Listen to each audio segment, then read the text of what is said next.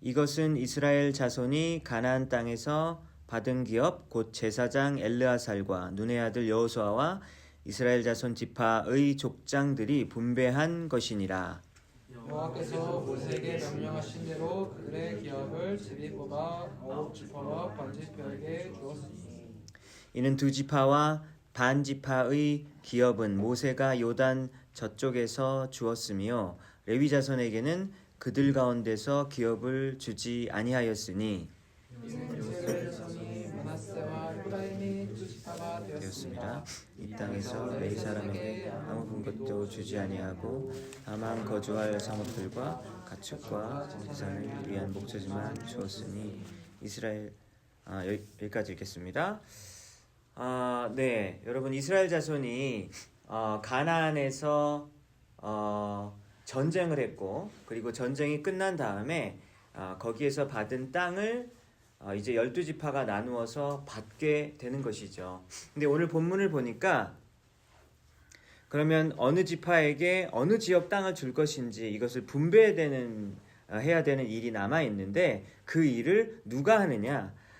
보니까 제사장 엘르아살과 그리고 민족의 지도자였던 여호수아, 모세의 다음을 잇는 여호수아, 그리고 이스라엘 자손의 각 지파 우두머리들이 이 땅을 분배하는 모든 과정 가운데 주도적으로 이렇게 참여했었다라고 이렇게 기록이 되어 있죠.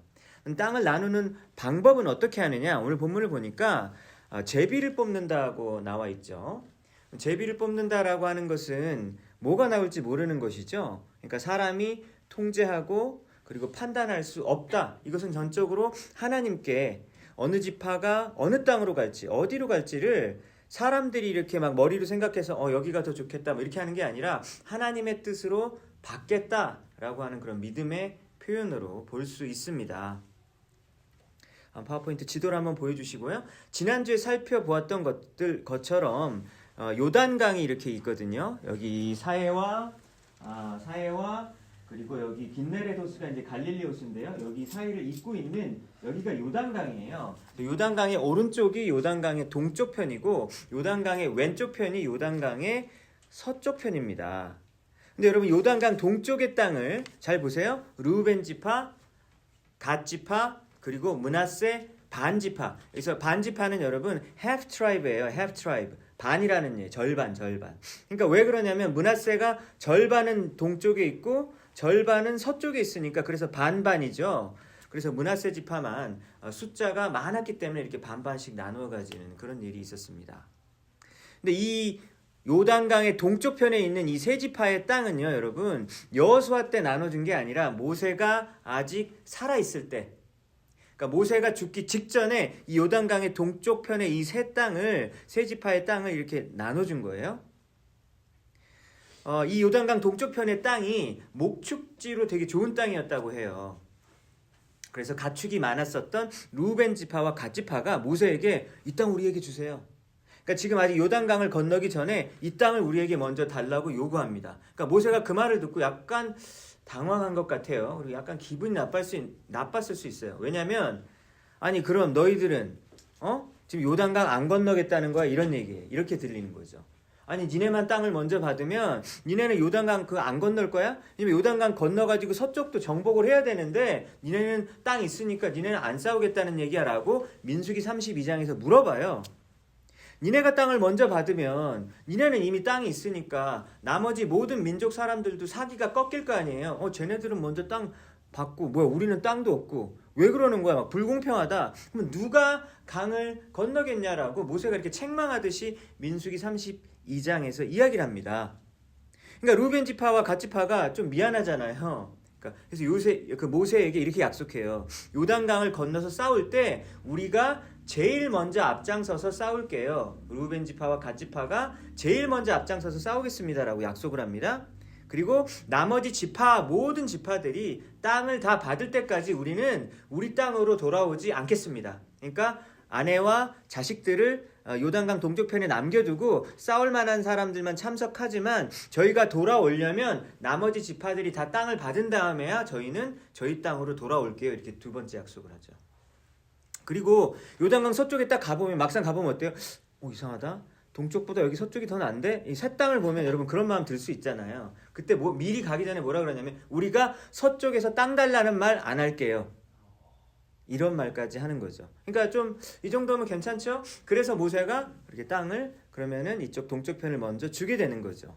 그러면 3절을 한번 볼까요? 3절을 보시면 요단강 동쪽에 두 지파와 그리고 반 지파가 방금 이야기했듯이 땅을 받게 되었고요. 서쪽에 그러면은 총 여기 몇 개의 지파가 남습니까? 그러면 9개 지파와 그리고 므낫세 반 지파 이렇게 전부 다 합치면 11지파가 나머지 그러니까 모두 다 땅을 받게 되는 거예요. 그런데 여러분 3절과 4절을 보니까 누구 지파만 땅을 소유로 받지 못한대요. 레위 지파만 땅으로 받지 못한대요. 그럼 여러분 12지파 중에서 레위 지파가 땅 받는 걸 빠지는 거잖아요. 그럼 11지파네요. 11지파잖아요. 근데 11지파인데 어떻게 12지파가 됐죠? 어떻게 됩니까? 요셉 지파가 요셉이라는 이름이 빠지고 그렇죠? 요셉이라는 이름이 빠지고 요셉이 이집트에서 낳았던 아들 2명 있죠. 요셉이 총리였을 때 그 낳은 아들의 이름이 뭡니까? 므낫세와 에브라임이죠. 그러니까 므낫세와 에브라임이 요셉 대신해서 두 아들이 요셉 지파의 자격으로 두 지파가 땅을 받게 되는 거예요. 자, 그럼 이해되시죠? 레위 지파가 마이너스 1이었는데 요셉 지파가 2개가 더해지니까 그러니까 12가 되는 거죠. 이해가 되시죠? 그러니까 다시 이렇게 12지파가 되어지는 것입니다. 그렇다면 여러분 요셉 지파만 어찌 보면 두 지파의 땅 더블 포션 2배로 받게 되는 거잖아요. 그렇죠? 그러면 여러분 이 모든 12지파의 사실 아버지가 누구죠? 야곱이잖아요. 야곱. 창세기에 보면 야곱의 이름이 이스라엘로 바뀌었잖아요. 그러니까 이스라엘의 12아들 중에서 12지파가 이렇게 땅을 받게 되는데 요셉만 2배로 받는단 말입니다. 그럼 우리는 2배가 생각나면은 뭐가 생각나죠? 장남이 생각나죠. 왜냐면 장남은 나머지 아들보다 더블 포션 2배로 받는 거잖아요. 그럼 요셉이 2배로 받는 걸 우리는 보게 됩니다. 아, 그럼 요셉이 영적으로 장남 자격으로 상속을 받는 거구나. 우리는 그걸 알게 되는 거예요. 근데 원래 첫째 아들은 누구죠? 혈통적으로 원래 첫째 아들은 루벤이에요. 여러분 루벤. 근데 루벤 지파가 2배로 땅을 못 받고 요셉 지파가 이렇게 2배로 받는 이유가 무엇입니까? 루벤이 죄를 지었기 때문이에요. 루벤이 아버지의 첩 비라랑 잠을 잔 겁니다. 이거는 거의 폐륜이죠. 폐륜. 그러니까 어머니에 해당되는 거잖아요. 어쨌든 첩이니까. 그러니까 어머니에 해당되는 사람과 잠을 자는 이런 폐륜을 저질렀기 때문에 이 장자 자격을 상실해버리는 거죠.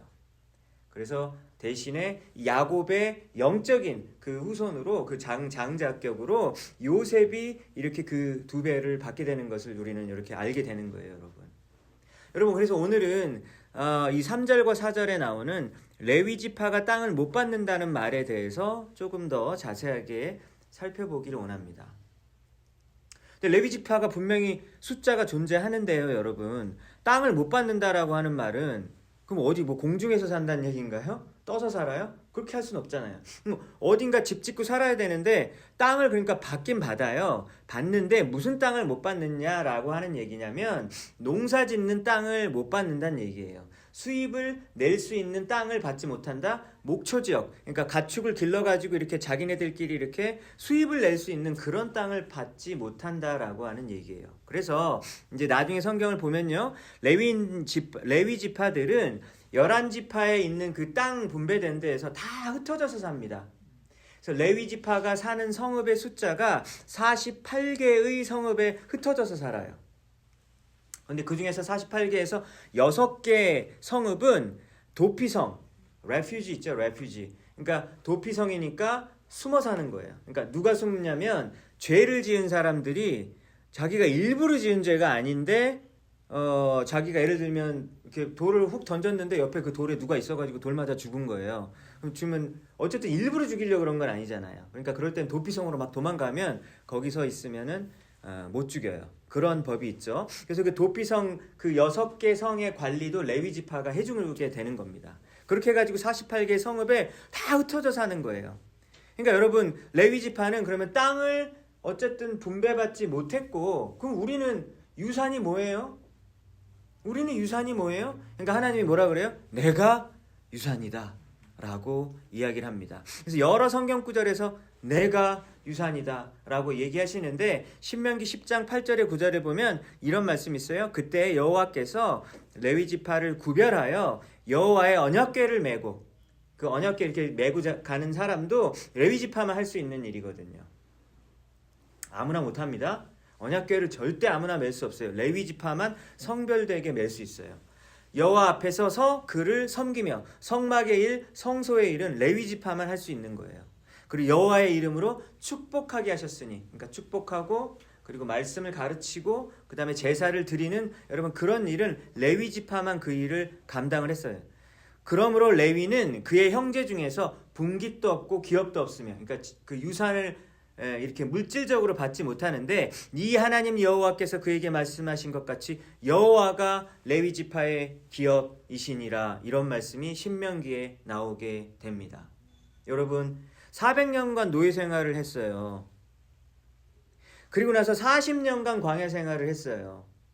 그리고 나서 막상 가나안 땅으로 갔는데 레위 지파만 땅을 못 받아요. 여러분이 레위인이면 기분이 어때요? 안 좋아요. 안 좋아요? 아, 이거 아직 하나님만으로 만족 못하는 사람이 있네요. 아주 곤란한 사람들이 있네요. 네, 하지만 솔직한 대답 고맙습니다. 그러니까 여러분이 레위인이라면 뭐 땅을 왜 안 줘? 막 이런 생일 파티 딱 왔는데 친구가 다들 생일 선물을 사갖고 왔는데 뭐라 그래요? 한 명은 선물 안 사고 온 다음에 내가 너의 선물이야 이러는 거예요. 그런 친구는 파티에서 쫓아내잖아요, 그렇죠? 너 나가. 네가 무슨 선물이야? 너 나가. 막 이러고 싶잖아요. 근데 하나님이 뭐라 그래요? 내가 너의 선물이야. 그러니까 레위 지파가 좋아해야 되는데, 아, 네, 정말 믿음이 좋아야 이게 좋아할 수 있는. 그랬습니다. 여러분 그래서 48개 성읍에 흩어져 사니까 자기네 지파끼리 막 뭉쳐서 살 수도 없잖아요. 그러니까 항상 어디 지파를 가든지 소수로 살다 보니까 그것도 되게 좀 마음이 이렇게 쫄리지 않습니까, 여러분? 그러니까 그것도 힘들지, 재산도 없지.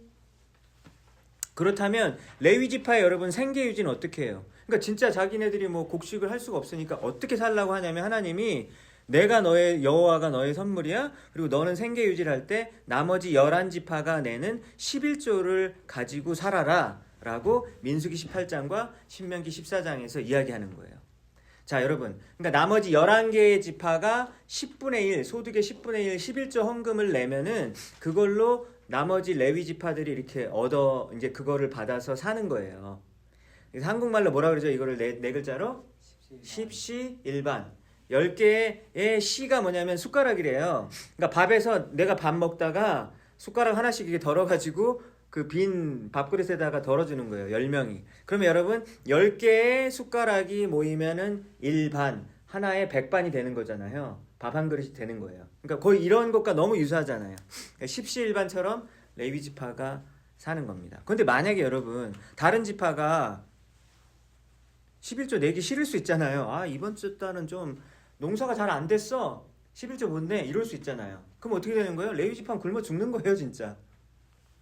그렇기 때문에 구약 성경에 보면 레위 지파는 항상 이렇게 좀 그 소외계층에 속합니다. 소외계층에 보면 고아와 과부와 나그네. 나그네가 뭐예요? 난민 같은 경우죠. 고아와 과부와 난민과 레위 지파, 이렇게 네 그룹은 항상 힘든 계급으로 이렇게 분류가, 그런 그룹으로 이렇게 분류가 되는 거예요. 그래서 실제로 영적으로 막 힘들 때, 예를 들면 사사기 17장에 보면 막 한 레위인이 막 떠돌아다녔대요. 레위인이 왜 떠돌아다녀요? 한 군데 살아야 되는데. 근데 막 유랑하면서 사는 거예요. 그래서 유랑하는 레위인이 있었는데 미가라는 사람이 레위인이에요? 그러면 우리 집에 와서 살아요. 그러면서 레위인을 돈 주고 고용합니다. 그러니까 면접 보고 고용하는 거죠. 그렇게 해서 우리 집에 우리 미가 우리 집에만 복조 이러면서 레위 지파를 고용해가지고 직원처럼 고용을 하는 장면이 나오게 됩니다. 왜 이렇게 됐을까요, 여러분? 이런 11조나 이런 부분들이 제대로 작동하지 않으니까 제사도 무너지고 예배도 무너지고 레위인은 유랑하고 이렇게 되는 거죠. 느헤미야서에 보면 바벨론 포로에서 돌아오잖아요. 돌아왔는데 레위 지파에게 그 몫이 제대로 이렇게 11조가 제대로 돌아가지 않으니까 레위인들이 그럼 어떻게 해요? 생계 유지를 해야 되니까 농사를 짓습니다. 그러면 여러분 농사 짓는데 이게 농사로 풀타임을 하게 되는 거지 레위 지파니까 파트타임으로 일을 하게 되는 거예요. 그러니까 자꾸 그러다가 농사일이 바빠지면 아이고 미안합니다. 오늘은 바빠가지고 제사 그냥 딸은 어떻게 못하겠어요 라고 이런 식으로 되는 거죠. 그러니까 본업을 떠나게 되니까 제사와 성전 업무도 허물어질 수밖에 없고 영적으로 다 무너지게 될 수밖에 없는 그런 일이 벌어지게 된 것이죠. 그러니까 그것을 알고 구약 성경의 마지막 선지자인 말라기 선지자가 그 여러 내용 중에서 어떤 얘기를 합니까? 사람들이 11조를 제대로 내지 않는 거예요. 그때에도. 그런 모습을 강하게 책망을 하는 거예요. 말라기 선지자가. 그래서 뭐라 그래요? 11조를 안 내는 거는 누구 거를 도둑질하는 거라 그러죠? 하나님의 것을 도둑질하는 거라 그래요. 그러니까 도둑이라는 거예요. 도둑. 11조를 내지 않으면 도둑질을 하는 것이다. 그러니까 사람들이 그래요. 제가 언제 도둑질했어요? 너 11조 안 냈잖아. 11조를 안 내는 거는 하나님의 것을 도둑질하는 거야. 라고 말라기서에서 이야기합니다. 그러면서 뭐라 그러냐면 너희가 11조를 내면 내가 막 흔들어가지고 축복을 안 주는지 한번 보라고 이렇게 얘기를 해요. 이게 뭘 흔든다는 거죠? 여러분 옛날에 저는 어렸을 때 쌀가게가 있었는데 쌀가게에 보면 여러분 한 되가 있거든요. 되가 이렇게 그 나무 이렇게 그릇이 있어요. 거기다가 쌀을 담아요. 근데 이걸 이렇게 흔들죠. 그럼 어떻게 돼요? 쌀이 촘촘하게 더 들어가니까 더 내려가겠죠. 그리고 더 담아줄 수 있잖아요. 그런 것처럼 하나님이 흔들어서 축복을 해주지 않나? 하나님을 시험해보라고 얘기해요. 무슨 말입니까? 11조는 니네가 짐이고 부담이고 내기 싫은데 왜 자꾸 내래 막 세금 강탈 막 하나님 싫어 막 이렇게 하지 말라는 거예요. 내가 니네들 뺏어갖고 뭐해? 하나님이 여러분 가난해요? 아니잖아요. 여러분 전 우주에서 제일 부자는 하나님. 하나님은 화성, 목성, 토성, 명왕성 다 하나님 거예요 여러분. 우리랑 차원이 다르잖아요. 안드로메다계 다 하나님 거예요. 제일 부자예요 하나님. 그런데 뭘 우리 보고 우리 돈 뺏어서 뭐예요 하나님이. 다 원래 그것도 하나님 거잖아요. 그러니까 하나님이 주라고 하는 거는 본인이 부족해서 하는 게 아니에요. 그렇게 해서 내가 너희에게 복을 주지 않나 보라라고 하나님이 안타까워하면서 말라기 선지자에게 그런 말씀을 하는 겁니다. 그래서 여러분 헌금은 믿음의 테스트예요. 헌금은 하나님이 우리들에게 갚아주시는 축복의 통로입니다.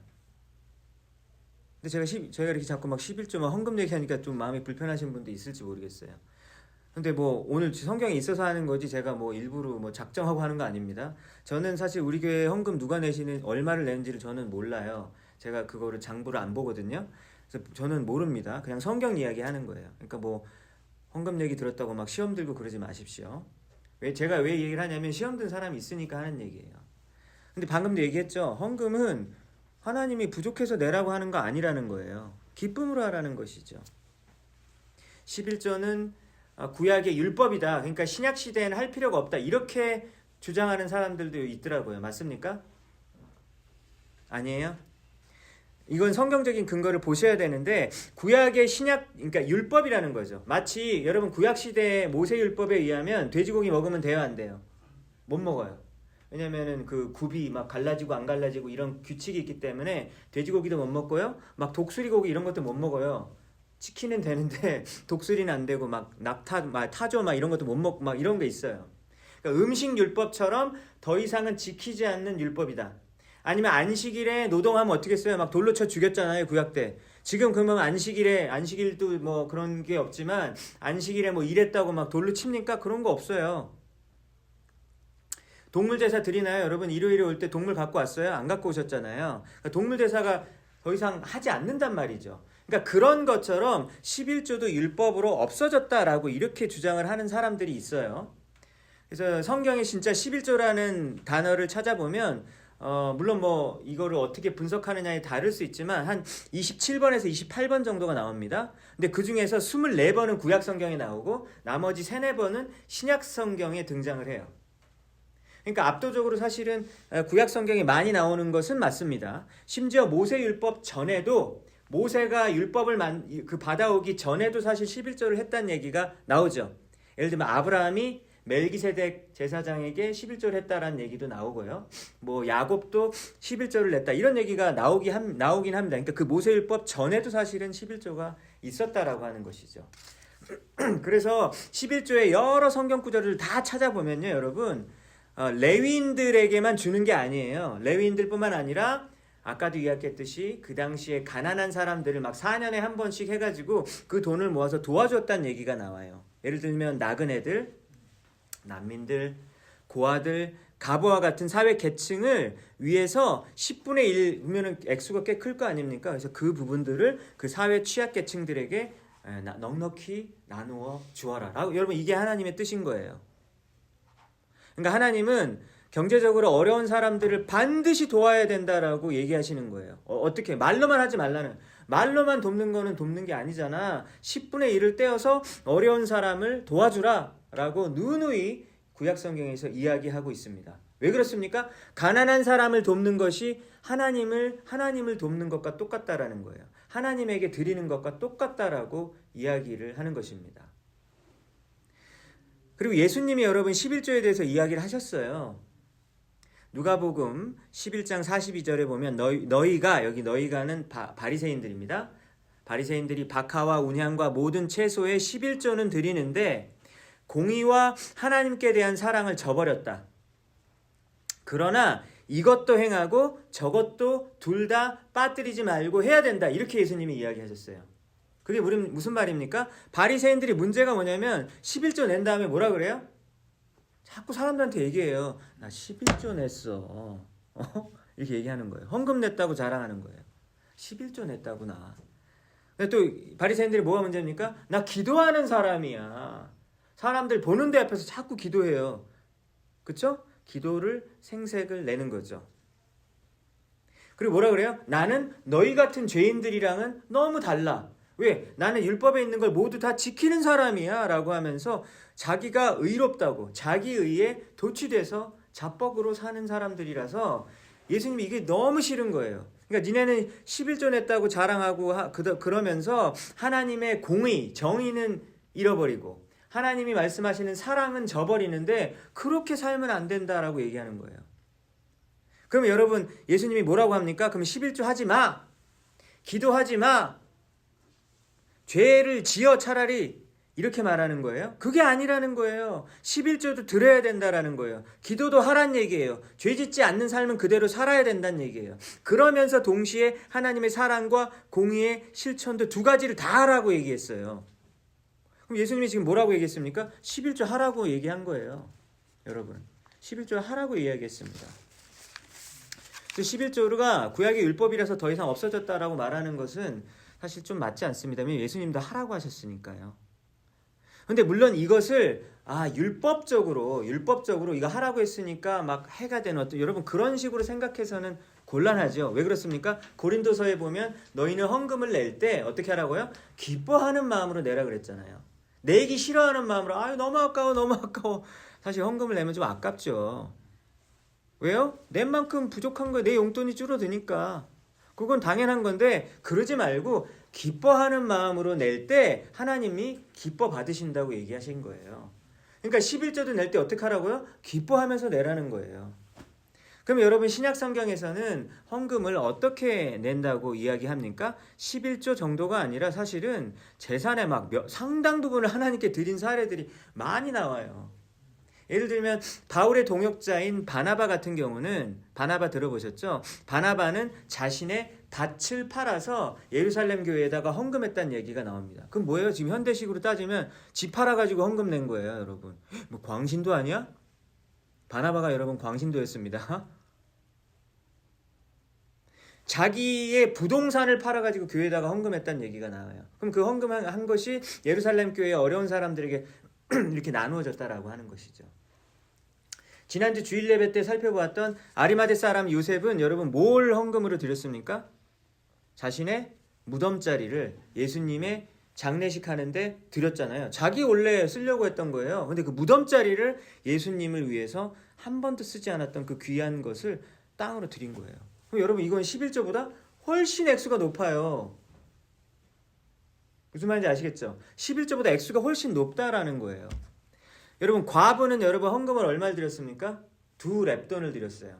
2렙돈이면 뭐 요즘으로 따지면 뭐 5불, 10불일 수 있어요. 그쵸? 근데 이게 지금 절대적인 기준으로는 적은 액수이지만 과부에게는 여러분 어땠어요? 자기 전 재산이었어요. 전 재산을 다 드릴 때 예수님이 매우 기뻐하셨다라는 것을 이야기하는 겁니다. 여러분 이게 무슨 얘기를 하는 겁니까? 어떤 사람에게는요 20불 헌금하는 게 20불 있어도 되고 없어도 되고 점심 한 끼 먹으면 20불 그냥 쓰기도 뭐 그럴 수 있잖아요. 요즘 점심값이 비싸니까. 그러면은 그 사람이 20불 하나님께 헌금 드리는 거는 있으나마나 한 걸 드린 것일 수도 있어요. 근데 여러분 어떤 사람은 20불이 정말로 큰 돈일 수 있잖아요. 진짜 손이 벌벌벌 떨릴 수 있어요. 왜냐면 돈이 너무 없어서. 그때 20불을 하나님께 드린 다음에 여러분 그 사람은 마치 과부가 드린 것처럼 자기의 가진 모든 것을 드리는 것이죠. 그러니까 하나님이 여러분 지금 돈 얘기하는 겁니까? 돈 얘기하는 게 아니라 너희들의 삶의 전부를 하나님께 드리라는 거예요. 예수 그리스도는 우리를 위해서 뭘 내어놓으셨죠? 다 내오셨어요. 다. 자기 목숨을 내놓으셨잖아요. 하나님 자리를 버리고 이 땅 가운데 오셔서 우리를 위해서 뭘 내어놓으셨죠? 다 내놨다고요. 다. 온몸이 살이 다 찢어지고 자기의 피가 흘리고 옆구리가 찔리고 온 피부가 다 벗겨지면서 맞으면서 채찍질로 맞으면서 자신의 모든 것을 우리를 위해서 드렸어요. 다 주셨어요. 우리를 위해 다 주셨어요. 다. 그러면 우리는 뭘 위해서 살라고요? 너는 이제 하나님의 영광을 위해서 살라.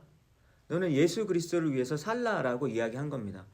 아유, 뭐 이렇게 또 이렇게 준 만큼 받고 싶으신 건가요? 이렇게 생각이 되시나요? 그게 아니에요. 여러분 우리가 우리의 삶을 하나님의 영광을 위해서 살지 않으면 뭘 위해서 살죠? 그러면 헛된 것들을 위해서 살게 되는 거예요. 그럼 인생 낭비되는 거죠. 여러분 우리가 하나님의 영광을 위해서 살지 않으면 뭘 위해서 산다고요? 헛된 것들을 위해서 산다고요. 그리고 나중에 다 살고 난 다음에 늙어서 엄청 후회하는 거죠. 내가 인생을 왜 이렇게 살았지? 엄청 후회. 근데 이미 그땐 늦었어요, 여러분. 이제 다 죽기 얼마 직전이잖아요. 그러지 말라는 거예요. 너 주의 영광을 위해서 살 때 너가 가장 가치 있고 가장 보람되고 너에게 가장 큰 상급을 받게 되는 거야 라고 하기 때문에 너가 주의 영광을 위해서 살라고 주님이 이야기하시는 것입니다. 여러분 예전 제가 있었던 교회에서 한 유학생이 있었어요. 제가 자꾸 예전 교회 얘기를 해서 죄송한데 제가 뭐 지금 우리 교회보다는 예전 교회가 간증거리가 많아서 그런 게 아니라 지금 우리 교회 얘기도 할 게 많아요. 근데 제가 이 얘기를 하면 누구 얘기야? 누구 얘기야? 여러분 이럴 수 있잖아요. 누구야? 아, 저 사람인가? 이럴 수 있잖아요. 그러니까 제가 일부러 안 하는 거예요. 지금도 간증거리가 넘쳐나지만 옛날 얘기를 하는 이유는 이렇게 그런 일이 없게 하기 위해서. 조심스러우니까. 그래서 이제 옛날 교회 얘기를 하는 겁니다. 혹시 오해하지 마십시오. 제가 뭐 막 자꾸 옛날 교회에 집착한다 그게 아닙니다. 그러니까 이 친구가 유학생인데 재정적으로 진짜 어려웠었어요. 유학생인데 너무 가난해가지고 그 친구들과 이제 젊으니까 얼마나 친구들과 만나는 자리가 많아요. 그런데 친구들이랑 만나면 밥 먹고 커피 마시고 놀 거 아니에요. 근데 밥을 사 먹을 돈이 없는 거예요. 커피를 낼 돈이 없어가지고 모임을 자꾸 피합니다. 근데 이제 내가 밥 먹을 돈이 없어서 못 만난다라는 말을 하기는 좀 곤란하잖아요. 그러니까 그냥 미안해 나 지금 숙제가 있어서 이러면서 자꾸 모임을 피하는데 그 모임을 피하는 그 사람의 마음이 편치 않았겠죠. 그쵸? 그래서 막 학교에서도 사 먹지 못하니까 항상 도시락을 싸가는데 알디라는 가게가 있거든요. 그 스토어가 있는데 뭐 윙커보다 더 싼 하여튼 그런 데예요. 알디에서 냉동식품을 이렇게 대량으로 사면은 하나당 1불 정도가 되거든요. 그러니까 그 1불짜리 냉동 그 식품을 전자레인지에 녹여서 학교에서 맨날 먹었어요. 그러니까 그렇게 1불로 이렇게 점심을 때우는 것이었죠. 그러니까 얼마나 어려웠어요. 근데 이 친구가 놀라운 것은 돈은 없지만 자기가 가지고 있는 시간, 재능 그리고 모든 거를 아낌없이 주님을 위해서 막 드렸어요. 공부하느라고 너무나도 바빴음에도 불구하고 막 교회 봉사 자기가 할 수 있는 것은 항상 예스 주님 뭐 사람 없으면 제가 할게요. 이렇게 하기가 쉽지 않잖아요, 여러분. 사람 없으면 제가 할게요. 늘 그렇게 얘기했고 심지어 뭐 예를 들어서 교회 집사님의 이제 자녀가 이제 좀 장애가 있었는데 이 친구의 전공을 살려서 막 일주일에 항상 몇 시간씩 1대1로 막 그런 거를 교육을 치료를 막 무료로 막 해줬어요. 여러분 그게 얼마나 어려운 일이에요. 매주마다 그렇게 헌신적으로 하니까 하나님이 기쁘실까요? 안 기쁘실까요? 사람이 봐도 여러분 대단한데 하나님이 여러분 그 모습을 얼마나 기뻐 받아주셨을까 생각이 되어졌어요. 근데 이 친구가 이제 석사가 거의 끝나갈 무렵에 이제 박사 진학을 하고 싶은데 여러 학교에 어플라이를 했습니다. 근데 이제 자기 비자는 점점점 만료돼 가는데 아무 학교에서도 박사 그 합격이 연락이 안 오는 거예요. 그러니까 막 속이 타는 거죠. 저도 이제 목사인데 이 친구가 잘 돼야 되는데 이렇게 열심히 했었던 친구인데 잘 돼야 되잖아요. 저도 기도를 했지만 마지막 며칠 남을 때까지 연락이 안 오니까 그냥 한국 가야겠다라고 생각을 했는데 이 친구가 이제 되게 뜨거운 여름이었는데 교회 교육관을 열어달래요. 그래서 그래 그러면 열어주고 들어갔어요. 근데 아침부터 거의 오후까지 막 6시간 동안 기도를 하는 거예요. 그런데 여름에 너무 더우니까 에어컨을 틀고 해야 되잖아요. 근데 교회에 전기세 나간다고 자기는 그러고 싶지 않다고 에어컨을 안 틀고 진짜 하루에 대여섯 시간 동안 그 꼴방 장에 들어가 가지고 6시간씩 막 기도를 하는 거예요. 하루 종일. 그러니까 땀을 뻘뻘 흘리면서 기도를 하는 겁니다. 그래서 그 친구가 결론은 박사가 갑자기 된 거예요. 마지막에 며칠 남겨두고. 돼서 지금 보스턴에서 잘 살고 있습니다. 박사학위 잘 하고 있어요. 뭐 합격을 했냐 안 했냐 뭐 그걸 떠나서 저는 하나님이 또 인도하신다고 여겨집니다. 그리고 하나님께 우리가 여러분 드릴 때 아까워하지 마세요. 하나님이 하나님의 때에 하나님의 방법으로 우리가 생각했던 것보다 훨씬 더 후하게 갚아주신다고요. 하나님이 우리 거 뺏어갖고 뭐해요 여러분. 우리 거 뺏어갖고 뭐예요? 뺏어가려고 하는 거 아니에요. 우리에게 진짜로 우리에게 풍성하게 주시기 위한 것이다라는 사실 믿으시기 바랍니다. 여러분 11조는 사실 내 삶에 모든 것을 내어놓는 데 있어서 최소예요. 사실 여러분 최소예요. 10분의 1도 안 드리면서 무슨 뭐 10의 10으로 어떻게 드려요? 다 뻥이죠 그거는. 여러분 근데 이 말을 좀 정제함으로 듣지 마시기 바랍니다. 왜냐하면 어떤 분은 진짜 10분의 1도 구경을 못 하시는 분이 있어요. 왜냐하면 이게 월급이 들어오자마자 10분의 1도 안 남은 분도 사실 계시거든요. 너무 어려우신 분들은 사실 11조를 못 내는 거 충분히 괜찮습니다. 그 편하게 교회 오세요. 그런 거 괜찮아요. 그 어차피 하나님이 다 아시잖아요. 그러니까 여러분 그거를 여러분 이걸 율법적으로 듣지 말으시란 얘기예요. 11조 막 지금 막 빚더미에 올라와 있는데 안 내셔도 괜찮지 않을까요? 하나님 다 이해하실 거예요. 이걸 율법적으로 듣지 말란 얘기예요, 여러분. 특히 우리 대학생 청년들 20대 초반부터 11조 이런 재정훈련 시작하십시오. 왜냐하면 안 해요, 여러분. 우리 청년부는 안 하고 있어요. 그러면 안 됩니다, 여러분. 여러분 용돈 받으면 100달러를 받았으면 10불을 하나님께 드리세요.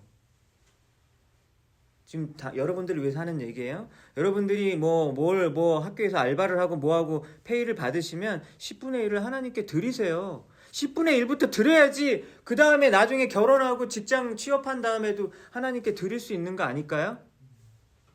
지금 여러분 100불 벌어서 10불 안 내는데 나중에 10,000불 벌면 1,000불 낼 수 있을 것 같아요? 1,000불을 어떻게 헌금을 내요? 덜덜덜덜 1,000불로 여러분 아이패드를 2개나 살 수 있는데 못 내잖아요. 덜덜덜 떨려서 못 낸다니까요. 지금부터 훈련을 해야 되는 겁니다. 여러분 우리 장년들은 작년이 들으셔야 되는데 작년이 없어지고 우리 작년들이 계속 안 나오면 수혜배를 없애겠습니다. 네. 우리 장년들은 자신들뿐 아니라 자녀들에게도 재정에 대한 가르침을 전수하셔야 됩니다. 자녀들에게 용돈을 100불을 주면서 야, 너 이거 10불은 하나님 거야. 네 거 아니야. 네 10불도 쓰면 이거 쓸 거면 너 하나님 거 도둑질하는 거야. 이렇게 자녀들에게 가르치시기 바랍니다. 그리고 자녀가 돈이 있으면 야, 너 그 돈 다 네 것만 사 먹지 말고 주위에 친구들 어려우면 걔 밥 사줘. 친구들 어려운 사람 도와줘. 선물 줘. 이렇게 베풀라고 가르치는 그러한 부모님들이 되시길 바랍니다. 여러분 그게 진짜 우리 자녀를 살리는 거죠. 그렇죠? 자녀를 살리는 길입니다. 여러분 이제 신약 시대가 되어서 더 이상 이스라엘 민족의 12지파 이런 거 뭐 여러분 무슨 지파예요? 지파가 없잖아요. 우리 이스라엘 민족도 아닌데 한 민족이잖아요.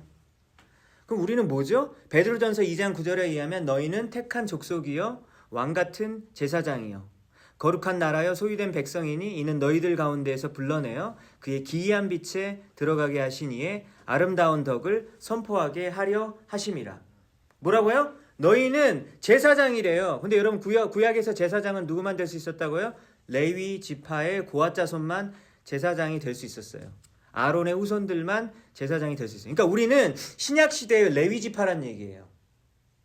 그러니까 여러분 오늘 이야기가 목사님 얘기, 뭐 선교사님들 얘기인가? 아니요, 여러분들 얘기하는 거예요. 무슨 얘기입니까? 여러분들이 제사장이고 여러분들이 신약 시대의 레위 지파예요. 그렇죠? 그게 무슨 말입니까? 여러분들이 먹고 사는 거는 여러분들이 스스로 살 수 없다는 얘기예요. 무언가에 의지하고 살아야 돼요. 그렇죠? 어디에 의지해야죠? 하나님이 주시는 공급에 의지하며 사는 여러분은 신약 시대의 레위 지파입니다. 그래서 여러분들의 유산은 뭐라고요? 유산은 땅이 아니에요. 부동산이 아니라고요. 하나님이 여러분들에게 부동산을 주지 않고 뭘 주셨다고요? 여호와 하나님, 내가 나를 줬다. 이렇게 얘기하신 거예요. 그럼 우리 뭐라 그래요? 아유, 하나님 말고 땅 주세요. 예? 하나님 말고 땅 주세요, 돈 주세요 이러고 싶은데 그게 아니라 주님 한 번만으로 만족합니다 라고 고백하시는 여러분들 되시기 바랍니다. 여러분들이 직장이 있고 생계수단이 있을지라도 그것에 의지해서 사는 것이 아니라 구약시대 레위지파처럼 철저하게 하나님만을 의지하며 살아가는 자가 되라는 말씀인 줄로 믿습니다.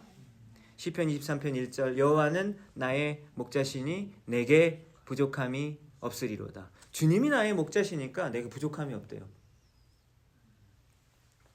고린도후서 12장 9절입니다. 바울이 말하기를 나에게 이르시기를 내 은혜가 너에게 족하다. 하나님의 은혜가 바울 너에게 좋게 더 구하지 마 라고 이렇게 얘기합니다. 이는 내 능력이 약한 데서 온전하여 짐이라 하신지라. 바울이 능력이 약하면 약할수록 이상하게 하나님의 능력은 점점 더 강하게 드러나는 거예요. 그러므로 도리어 크게 기뻐함으로 나의 여러 약한 것들에 대하여 자랑하리니 이는 그리스도의 능력이 내게 머물게 하려 함이라 라고 했습니다. 여러분 우리가 자랑할 것은 우리의 약한 것을 자랑하고 우리 안에 있는 예수 그리스도만을 자랑해야 하는 것입니다. 그래서 여러분 모두 다 예수님 한 번만으로 만족하고 충분하다라고 고백하시는 여러분들 모두가 되시기를 주님의 이름으로 축복합니다.